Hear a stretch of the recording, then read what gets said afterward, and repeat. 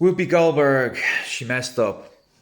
Um, Whoopi Goldberg, we all remember her from that film Ghost. Maybe she should have stayed within the realm of movie making or acting or whatever she did.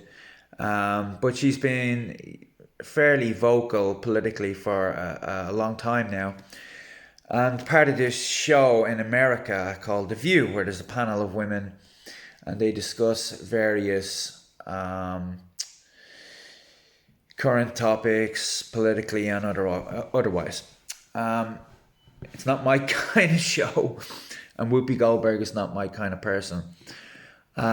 She came out with something so unbelievably stupid. I think it was yesterday or the day before yesterday. She said that the Holocaust had nothing to do with race,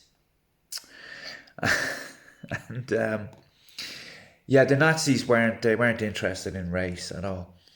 So I mean, to even say something like that, I mean that should be the end of your career, really. I think if a white person had have uttered the same thing about um, apartheid in South Africa, let's say just the most obvious example of white supremacy, and to say yeah it had nothing to do with race. If a white person said that, I mean, their feet wouldn't touch the ground. Their career would be over before they left the studio, and rightly so in that case. But Whoopi Goldberg, she came out with this, and she came out with an apology that it seemed pretty genuine, if I'm honest. But she had conservatives supporting her, not in what she said, obviously, but they were supporting her insofar as they didn't want her cancelled or fired or anything like that. If this went the other way, if it was a conservative, especially if it was a white conservative, even though they hate the black conservatives just as much, if not more, um, would they stand up for their right to issue an apology and perhaps a little bit of charity extended toward them? I doubt it. I can't see that. I don't think the mob has ever come for a conservative where you have had people on the left stand up uh, for them. Sam Harris is the only person that I ever remember doing this, and he did it for Sargon of Akkad when he spoke out of turn. Um, so yeah, it only seems to go one way, this kind of stuff. And yeah, just on the factual point, I mean, the Nazis were obsessed with things like race. There was a whole hierarchy. The Jews were obviously at the bottom, and then there was, the blacks. There was no blacks really in Nazi Germany, but we certainly know what their attitudes were toward them. And then it went on to like handicapped people. That's not race. But then there's the gypsies. They're an ethnic group in themselves. Um, and even white people were divided among Slavs were pretty much beyond the pale.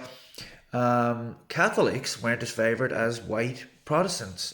Um, the Nordic Europeans, white Europeans, were given precedent over the southern white Europeans, like the Spanish and Italians. So, or the Greeks. So yes, there was a whole hierarchy, and it was all divided along racial lines. Not only race, there was other factors too, but it was a huge factor. How she could say this? I mean, there's these people are so parochial. They think that their own experience of something or their own opinion about something is the way it is. It's so arrogant, to be quite honest with you.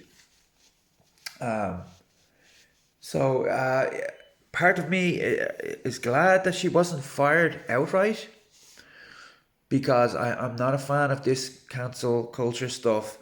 And if you're going to be consistent on it,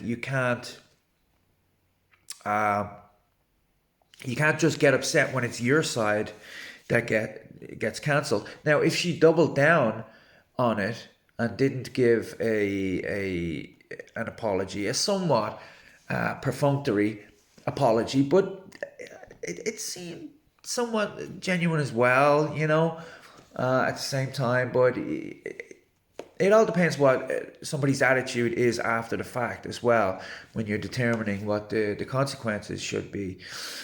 But yeah, I just wanted to mention the fact that conservatives were supporting her not being fired when it would never ever happen the other way. So yeah, that's an observation that I'm not the only one that has made.